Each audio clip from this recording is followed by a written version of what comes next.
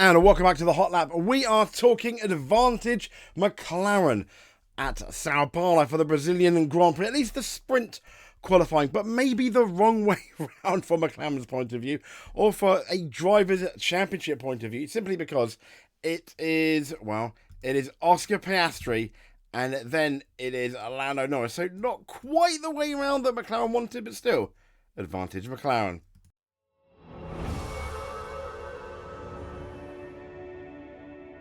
But before we get into the sprint qualifying results, have a look at this. A British 1, 2, 3, 4 free practice one. The most important practice session, obviously. The only practice session, ergo the least important one, I guess, because it is the only one. I digress. But who would have guessed Ollie Behrman would have been in the 1, 2, 3 and not Lewis Hamilton? Weird. But there we go. So congratulations there. Also, needs to know, sprint pole, this guy here, absolutely well done. Oscar Piastri, I don't think anyone really gave him a chance. Yes, he's in the McLaren, he had a chance. But then he goes and grabs pole. Everyone thought it was Lando. I thought it was Lando. Absolute near perfection for the Australian. Braking also, this man, Verstappen gets what I think is going to be a 5-place grid penalty there because he's changing his power unit. There were issues in Mexico that had to do it. I mean, I completely understand why. Why risk it if Lando could potentially get 25 points and Verstappen Nero wouldn't be doing that? Would certainly put the pressure more on Red Bull and Verstappen for the championship, because then he would be within a win of Max Verstappen with 3 races to go. They very much don't want that. But here is the starting grid. We'll get into it a bit more in a second. But Piastri, Norris, Leclerc, Verstappen, 5th Carlos Sainz, 6th George Russell, 7th Gasly, 8th Liam Lawson, 9th Albon, 10th Oliver Behrman, 11th Hamilton, 12th Hulkenberg, 13th Perez, and 11th Hamilton, 14th Colapinto, 15th Bottas, 16th Fernando Alonso. What is going on with the Aston Martin team? Ocon 17th, Tsunoda 18th, 19th Lance Stroll, and 20th Zhao Guan Yu. Oh dear, but let's get into the winners and losers. Let's be looking a bit more in depth at that grid in Sprint Quali, which is going to be lights out tomorrow. So it's interesting, isn't it? Lando Norris. I am still fairly surprised. But let's get into the grid, shall we? Let's have a look at who's last. As we know, last, kind of where we expected, really. Zhao Guan Yu is the man at the back. I mean, not really much to say about that. Not really much to say about this guy. But the fall of Aston Martin here, what is quite a short circuit. I can only assume that if you didn't get the setup right, it was a really short session. And also, the teams had to contend with this new tarmac. As you can see, if you looked at videos of this year's track, practice session, and last year's, the tarmac is a lot darker, meaning it retains its heat more. So they have to get around it. And we know how sensitive those Pirelli tyres are. I'm not giving Lance Stroll an excuse as to why he did so bad, because, hey, he's Lance Stroll. But then maybe that's a little bit, because, as you can see, Fernando Alonso didn't do that much better. But between them is quite a surprise. This is I think, at the very least, quite a surprise, because it's this guy here, Yuki Tsunoda. What is going on, Yuki? Oh, dear. 18th. I don't think anyone expected that. And Yuki is going to have his head down because Liam Lawson is a lot further up the grid. In fact, he's 10 places up the grid. Oh dear, Yuki Tsunoda. Next up, then, we have Esteban Ocon. Yeah, he's going to be disappointed as well, isn't he? Esteban Ocon, again, about 10 places behind his teammate. Will he care though? Because Haas is looking really, really good, and congratulations to Ollie Behrman. We'll get into him in a bit as well. But yeah, Esteban Ocon, you're gonna have to be a bit disappointed though, aren't you? If you are the man that's called Esteban Ocon, but not as disappointed as this guy here, Aston Martin, Fernando Alonso, starting 16th. Massive disappointment there. What is going on with Aston Martin? At no point would I have thought the Aston Martin would be out qualified by one of these cars, but it is driven by Valtteri Bottas. Once again, not this seat, essentially not confirmed for next year. Well done, Valtteri Bottas. 15th, I think that's as good as he was going to get. Franco Colapinto, though, is next up. He is in 15th. He's going to be a bit disappointed, really. Bear in mind his teammate is 9th. And it's Brazil. Yes, he's Argentinian, but there's a fair few fans there. Yeah, not his best qualifying. But let's get on to somebody else who, at this point, I'm not really surprised anymore. But 13th, Sergio Perez. Okay, we're going to spend a bit more time on Sergio Perez. I just hope the Mexican fans are watching. Because, I mean, Sky and F1, Sky and a lot of media going, oh, I feel really bad for Perez. Oh, I feel really bad. Yes, it is. As a Perez fan, it must be heartbreaking watching this demise of Sergio Perez. Absolutely, it must be. But, I mean, he's got loads of money. He's doing good. If he leaves Formula 1, I don't really feel too sorry for him.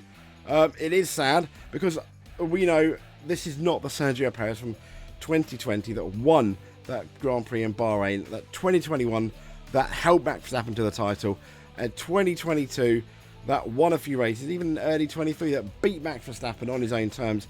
What has happened to this guy? The fall. Something is not right. Why do Red Bull keep going on with it? He's like a limping animal that needs to, that just needs to stop at this point. I think it's just really, really sad. And they've said they're going to be with him for the end of the year. Sergio Perez has got fighting talk. Each time I talk about Sergio Perez, I hope that he does well in the next race, and then he doesn't. And then he shows, no, he doesn't. It's almost like he's a completely different driver to the driver he was a few years ago. Why is he still in that Red Bull? Why do this guy go, oh, we feel really sorry for him? But yeah, why do, like, a lot of other F1 media, oh, we feel really sorry for him, we really feel for Sergio Perez. I get it, but why? He's in one of the best teams, one of the best cars, getting paid a fair amount of money. His family's not going to want for much, I imagine, when he leaves Formula 1. I, for one, don't feel sorry for him. It is a shame, though, that Red Bull keep doing this. It's harming his reputation. It's harming his career. Sergio Perez, we all know, is better than that. Rant over. Next up, we are going to have Nico Hülkenberg.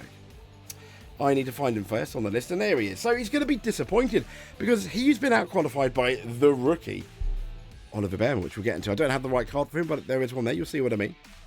Yeah, I think Hülkenberg is going to be disappointed. He just couldn't get the car right, couldn't get the quiet lapping. And I'm also disappointed in this man here. A few tenths off George Russell. It is his track. Lewis Hamilton is really good here. Yes, this is also the track where George Russell won his first race, but still disappointed in Lewis Hamilton. 11th. I'm sure he'll move up the order, but still, I mean, when you look at the people who out-qualified him, we've got Bearman, Albon, Gasly, and Lawson, all drivers he should be better than. I mean, I think he's pretty chill. He's going to Ferrari. He knows, the Ferrari team are looking better than Mercedes. Is it? What's going to be interesting is this a Mercedes problem or is this a Lewis problem? We're not going to really know until next year, but slightly, not particularly ready. So next up is, yes, he's in his Ferrari gear. I know he's driving for Haas, so ignore the Ferrari name. But Oliver Bearman, you know what? A couple more tenths better than his Q2 one. He would have been sixth, they said on the Sky, and we know he was on the soft tires. He just messed up that first corner. Not the first corner. Yeah, he just messed up right in the first sector of the lap, as well. He should have backed off. Maybe he didn't have enough fuel and done another run because it would have been better. But he starts 10th. I think he's got to be... He's out-qualified his teammate. He's done his first job.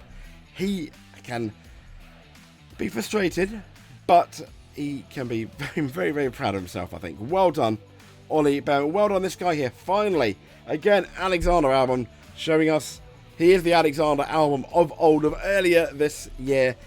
Surely he's got to think, I can score maybe a few points here in Brazil for the sprint quali.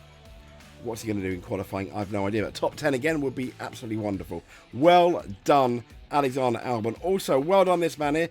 Yes, he gets frustrated on the radio. At some point, that's going to be, okay. The kind of like with Tsunoda, it needs to stop. I think we can give him an out because he is a rookie. He's done better than Tsunoda.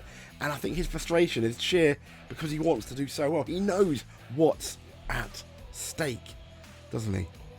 But there we go, Liam Lawson. And absolutely well done for qualifying 8th. Next up, we have a well, we got another French driver in the French team that will have a German engine next year, I think, or in 2026. But it's Pierre Gasly. Well done, Pierre Gasly. You qualified in 7th. Absolutely fantastic. If you could stay there for the race, I think that would be wonderful. That would be the most realistically he can do, unless we have a funny first corner or something. So George Russell showing Lewis Hamilton the way again, making the top 3 rows only just with the 6th, but absolutely, I don't think, with the Mercedes, I think Mercedes is the 4th fastest car here. You kind of saw it a bit in practice. It is behind the McLaren, behind the Red Bull, and I think behind the Ferrari, at least on qualifying pace. They do need to find something. So, the winner, the winner of Mexico, Carlos Sainz in 5th. I think he'll be a bit disappointed. Bear in mind his teammate is in 2nd. The minimum he's going to want to do is beat Max, I think. Can he? Absolutely he can. We know how fast that Ferrari is in the race, especially at the beginning of the race, but it's McLaren that seems to be good at the end. So that's going to be interesting. So speaking of Max Verstappen, no, he will not have to take a grid penalty for the sprint race. He's going to have to take a grid penalty for the actual race. But 4th, I think, was the absolute maximum this car was going to do. I think this is either the 2nd or 3rd fastest car behind the McLaren. What will happen in the race, though? Will the Red Bull accelerate in the race, or will it go backwards? That's going to be the issue. How good is their tyre wear? They were struggling in Mexico, when they were struggling a bit in the United States, more so in Mexico. So we will have to see. But once again, without Perez, he's very much there on his own. And Charles Leclerc, he's going to be wanting to at least split McLarens, I think, going into that first corner. Will he? He could do. But the danger is he splits Lando Norris, and then Oscar wins. And let's get on to that. So, Lando Norris in 2nd. I fully expect, if it is a McLaren 1-2, towards the end of the lap, towards the end of the race, Oscar's still in the lead to let Lando win. He has to. Absolutely has to. He can't win the championship, really. Yes, mathematically just, but no. So I'm fully expecting Oscar Piastri to get out, which would kind of be a bit sad. But I guess with all these things, it is a team game. And the argument being, he should have done better early in the season. I mean, that's it. That's not to say how talented this guy is. And next year, if the McLaren is this good, he's going to have a massive run for the championship. But anyway, Oscar Piastri, Lando Norris, a McLaren 1-2. Maybe not the way round as for the McLaren wanted if they're gunning for that Drivers' Championship. But sometimes beggars can't be choosers, I guess. They're going to be absolutely happy with it. We're happy with it because it's going to be a really interesting dynamic going into that race. I can't wait. We will no doubt speak to you very soon. But before we go, please hit that subscribe button, hit that like button, hit anything. Any like is really going to help us. And it gives me a big smile, and it makes this worth doing, and it makes me think you're good enough to be a multiple world champion if you do 2 of them. Comment below, let us know who you think is going to win the race. We'll speak to you soon. Thank you very much, and stay safe.